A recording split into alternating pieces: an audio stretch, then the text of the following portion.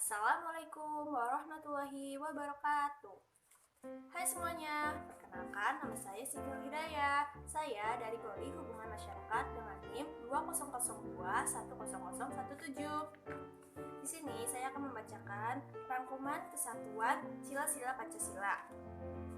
Let's go!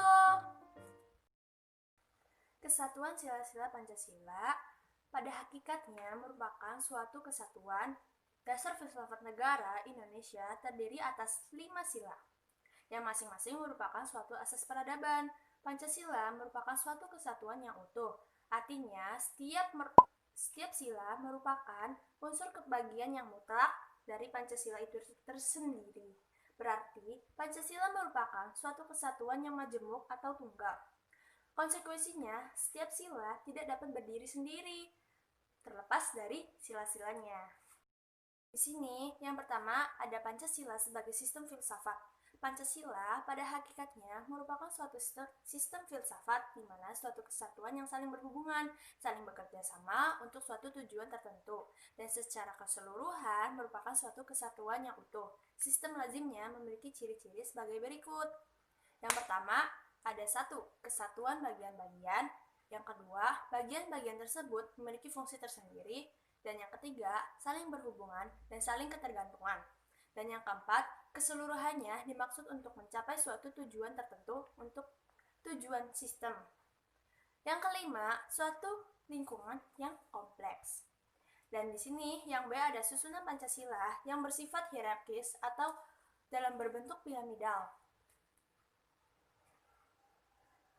Pengertian matematis piramidal digunakan untuk menggabungkan hubungan hierarki sila-sila Pancasila dalam urutan luas, kuantitas, dan juga dalam sifatnya kualitas.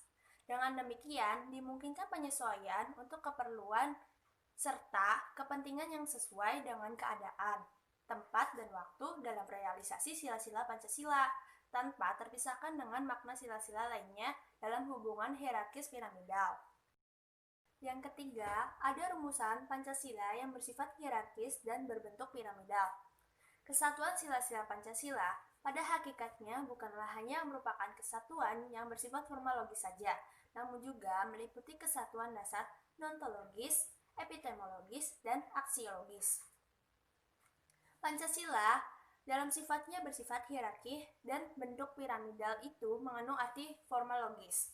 Kesatuan yang demikian ini meliputi kesatuan dasar ontologis, epistemologis, dan aksiologis. Secara filosofi, Pancasila sebagai suatu sistem filsafat dasar ontologi, epistemologi, serta aksiologis. Ini berbeda dengan filsafat lainnya, misalnya seperti materialisme, liberalisme, pragmatisme, komunisme, dan idealisme. Yang keempat, ada dasar ontologi sila-sila Pancasila. Sila-sila Pancasila meliputi hakikat dasar atau secara filosofis, meliputi dasar ontologis sila-sila Pancasila. Dasar ontologis Pancasila pada hakikatnya adalah manusia yang memiliki hakikat mutlak atau monopluralis. Subjek pendukung pokok sila-sila Pancasila adalah manusia itu sendiri. Dan yang kelima, ada dasar epistemologis sila-sila Pancasila. Pancasila dalam pengertiannya ini terletak menjadi sistem cita-cita atau keyakinan, belief system, yang menyangkut praksis karena itu dijadikan landasan hidup manusia atau suatu kelompok masyarakat dalam berbagai bidang kehidupan. Ini berarti filsafat setelah menjelma menjadi ideologi. Sebagai suatu ideologi, Pancasila memiliki 3 unsur, yaitu unsur pokok yang pertama, logos, yaitu rasionalitas atau penalarannya.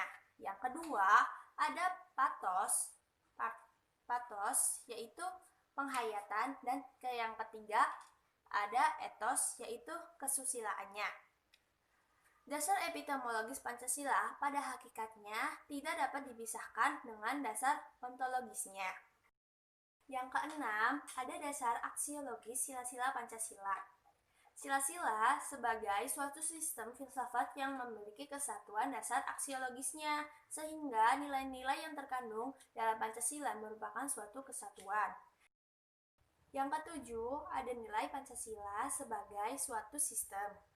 Nilai-nilai yang terkandung dalam Pancasila berhubungan erat dan tidak dapat dipisahkan dari yang lainnya, sehingga nilai-nilai itu masing-masing merupakan bagian integral dari suatu sistem yang dimiliki bangsa Indonesia. Sekian dari saya, kurang lebihnya mohon maaf. Apabila ada kata-kata yang kurang, mohon dimaafkan. Ya, kurang lebihnya mohon maaf. Wabillahi taufiq wal hidayah. Wassalamualaikum warahmatullahi wabarakatuh. Dadah.